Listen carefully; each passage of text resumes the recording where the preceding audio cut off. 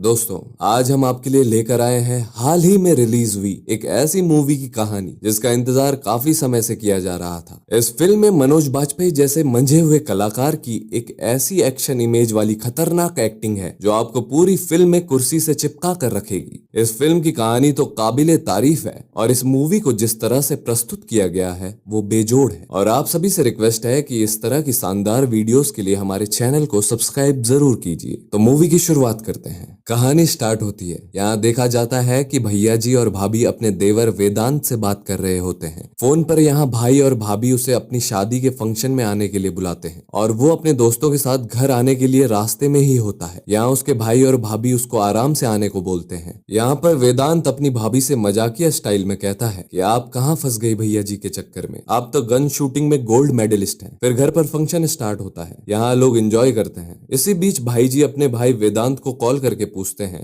Train में बैठ गए। फिर वेदांत कहता है भैया अभी स्टेशन आ गया हूँ, कुछ खा लूं, उसके बाद अपनी सीट पर बैठकर कॉल करता हूँ। फिर ये लोग आलू के पराठे खाते हैं। फिर स्टोरी शिफ्ट होती है यहाँ फंक्शन में जहाँ लोग डांस कर रहे होते हैं। फिर फंक्शन खत्म हो जाता है और भैया वेदांत को कॉल करते हैं तो उसका फोन टूटी हुई कंडीशन में दिखाया जाता है जहाँ उसमें रिंग बज रही होती है और उसका फोन कोई भी रिसीव नहीं करता। फिर भैया जी उसके दोस्तों को कॉल करते हैं, वो लोग भी कॉल रिसीव नहीं करते। तब पूरा घर परेशान हो जाता है। फिर भैया जी के पास एक दिल्ली से फोन आता है। यह फोन एक पुलिस वाले का होता है जो कहता है कि आपके भाई का एक्सीडेंट हो गया है, आप दिल्ली आ जाओ। भैया जी पुलिस स्टेशन पहुंचकर पुलिस वालों से बात करते हैं तो वो कहते हैं कि आपके भाई का एक्सीडेंट हो गया है और ये ड्राइवर है, इसी ने एक्सीडेंट किया है। उसके बाद भैया जी पूछते हैं कि हमारा भाई कहाँ है, बता दीजिए। फिर पुलिस वाला कहता है कि आप पूरी बात तो सुन लीजिए, ड्राइवर नशे में था और उसने आपके भाई के ऊपर कार चढ़ा दी। फिर भैया जी बोलते हैं कि बताइए मेरा भाई कौन से हॉस्पिटल में है, मैं वहां जाकर उसको देख लूंगा। फिर पुलिस वाला कहता है कि आपको हॉस्पिटल जाने की जरूरत नहीं है, आपका भाई अब इस दुनिया में नहीं रहा। तब पुलिस वाले उसके भाई के कपड़े और फोन लेकर आते हैं, उसको दिखाते हैं, लेकिन भैया जी देखते नहीं और कहते हैं कि ऐसा नहीं हो सकता। वो गुस्से में वहां से चले जाते हैं। फिर वो अपने भाई की बॉडी देखने के लिए जाते हैं। वहां जाकर देखते हैं तो उनके भाई की बॉडी नहीं होती। तो वहां खड़ा एक इंसान कहता है कि उसकी बॉडी लगता है शायद बदल गई है, एक लावारिस लाश के साथ। उसके साथ वहां पुलिस वाला उसको बहुत मारता है और कहता है कि तुमने ये क्या किया। उसे पूछता है कि इनकी बॉडी कहाँ गई तो वो बताता है कि शायद वो जलाने के लिए ले गए। फिर भैया जी भागते हुए अपने भाई की बॉडी देखने जाते हैं। भैया जी के पहुंचने से पहले ही उन्होंने बॉडी को जला दिया था, लेकिन वेदांत की बॉडी चंद्रभान सिंह और अभिमन्यु ने मिलकर जलाई होती है। यहाँ पर अभिमन्यु कहता है कि ये सिस्टम तो अच्छा है पापा, इसको अपने घर पर लगवा देते हैं। चंद्रभान कहता है कि ठीक है, घर के पिछले वाले हिस्से में लगवा देंगे। फिर भैया जी अपने भाई की अस्थियां लेकर घर आ जाते हैं।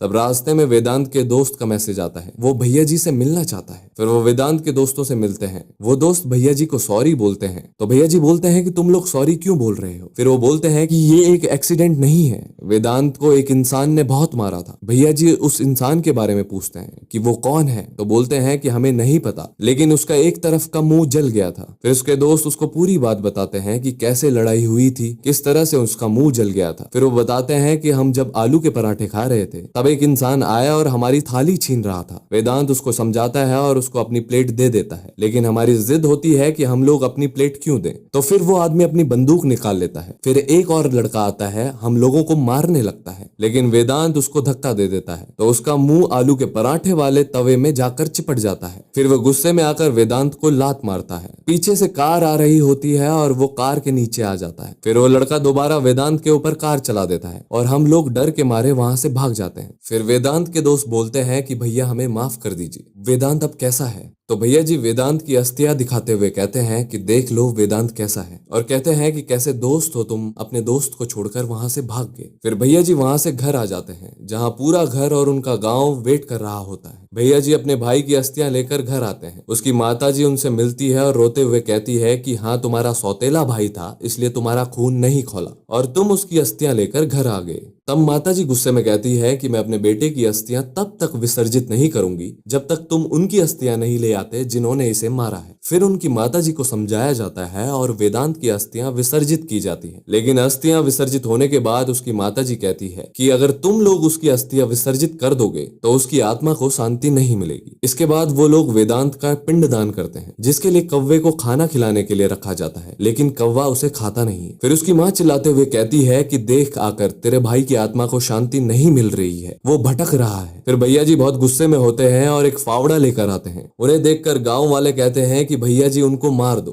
भैया जी बोलते हैं कि मैंने अपने परिवार के लिए कसम खाई थी, अब मैं अपने परिवार के लिए कसम तोड़ रहा हूँ। भैया जी की माताजी एक ताला तोड़ती है और उसमें एक सूरज का चिन्ह होता है और एक शपथ पत्र भी होता है। उस शपथ पत्र को भैया जी जला देते हैं और उस सूरज के चिन्ह को पुलिस और वकील के यहाँ भिजवा देते हैं, जिसे देखकर सारे बड़े अधिकारी समझ जाते हैं कि भैया जी ने अपनी शपथ तोड़ दी। उस सूरज के साइन को देखकर पुलिस वालों की तो पैंट में पेशाब निकल जाती है। फिर भैया जी दिल्ली आते हैं और पुलिस वाले को किडनैप कर लेते हैं। पुलिस वाला बहुत ही स्टाइल में भैया जी से बोलता है कि जो भी तुम्हें जानना है मैं सब बता दूंगा, बस तुम मुझे मारना मत, मैं बहुत ही सहयोगी इंसान हूँ। तो फिर पुलिस वाला सारी कहानी बता देता है कि तुम्हारे भाई को एक इंसान ने मारा जिसका नाम है अभिमन्यु, उसके बाप का नाम है चंद्रभान सिंह, तुम उसका कुछ भी उखाड़ नहीं पाओगे। तो पुलिस वाला अभिमन्यु का नंबर दे देता है। फिर भैया जी से कहता है कि जो तुम कर पाओ कर लो और मेरी मानो तो यहाँ से चले जाओ और जो गया उसे भूल जाओ, नहीं तो तुम भी मारे जाओगे। तो पुलिस वाला चंद्रभान को फोन मिलाता है और कहता है कि आप कुछ दिन के लिए अंडरग्राउंड हो जाओ,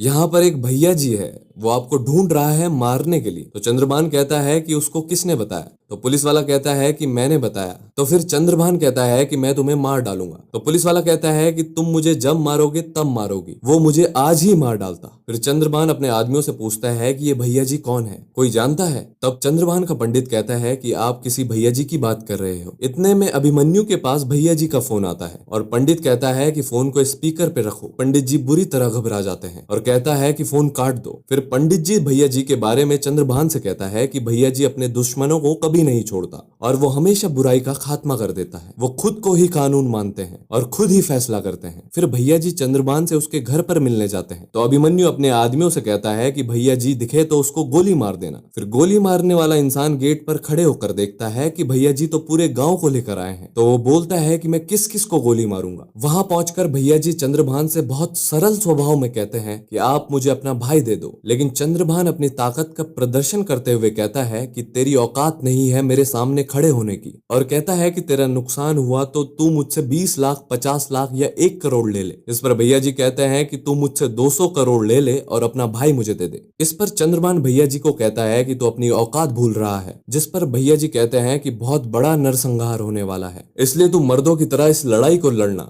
24 घंटे में तेरे भाई को हम खत्म कर देंगे। वहां से वापस आने के बाद भैया जी अपने गांव वालों से कहते हैं कि तुम लोग यहाँ से चले जाओ, केवल 2 आदमी मेरे साथ रहेंगे। इधर चंद्रभान भैया जी पर नजर रखे होता है। वो सोचता है कि इन्होंने अपने गांव के सभी आदमियों को वापस भेज दिया, इसमें भैया जी की कोई चाल है, इसलिए वो अपने भाई अभिमन्यु को विदेश भेजने की प्लानिंग कर देता है। इस बात की खबर भैया जी को लग जाती है। जब अभिमन्यु अपनी कार में बैठकर जा रहा होता है तब भैया जी उसको मारने का प्लान करते हैं, लेकिन जैसे ही भैया जी अभिमन्यु की गाड़ी के सामने आते हैं उसी वक्त एक और गुंडा वहां आकर अभिमन्यु की गाड़ी पर फायरिंग करने लगता है। फिर अभिमन्यु वहां से भागते हुए पुल पर आ जाता है। फिर भैया जी अभिमन्यु को पकड़ लेते हैं, जिस पर भैया जी उस गुंडे से कहते हैं कि तुम इसे मुझे दे दो, मेरा पुराना हिसाब है। इतने में वहां पर चंद्रभान की एंट्री होती है। जो गुंडा अभिमन्यु पर गोली चला रहा था वो चंद्रभान के पैर छूता है। यह सारा नाटक भैया जी को फंसाने के लिए किया गया था। वहां पर भैया जी अभिमन्यु को मारने की कोशिश करते हैं, जिस पर चंद्रभान भैया जी को गोली मार देता है और भैया जी पुल के ऊपर से नदी में गिर जाते हैं, जहां भैया जी के 2 आदमी उन्हें घायल हालत में नदी से निकालते हैं और उनको एक सुरक्षित जगह पर ले जाते हैं। वहां पहुंचकर उनका आदमी भैया जी की पत्नी को फोन लगाकर कहता है कि भैया जी को गोली लग गई है, जिसके बाद उसकी माँ और पत्नी भैया जी को देखने पहुंचते हैं। पर वहां भी चंद्रभान के आदमी उन्हें ढूंढते हुए आ जाते हैं और ये लोग बड़ी मुश्किल से अपनी जान बचाकर वहां से निकलते हैं और भैया जी को दूसरी जगह ले जाते हैं जहां पर उनका इलाज होता है। फिर जब भैया जी को होश आता है तो वो अपनी पत्नी से कहते हैं कि तुम मुझे छोड़ दो, ये लड़ाई मेरी है, तुम अपनी लाइफ मेरे लिए क्यों बर्बाद करोगी। तब उनकी पत्नी कहती है कि वेदांत मेरे बेटे जैसा था, इसलिए मैं कहीं नहीं जा रही हूँ। फिर कहानी शिफ्ट होती है जहाँ कुछ राजनेता आपस में डिस्कस कर रहे होते हैं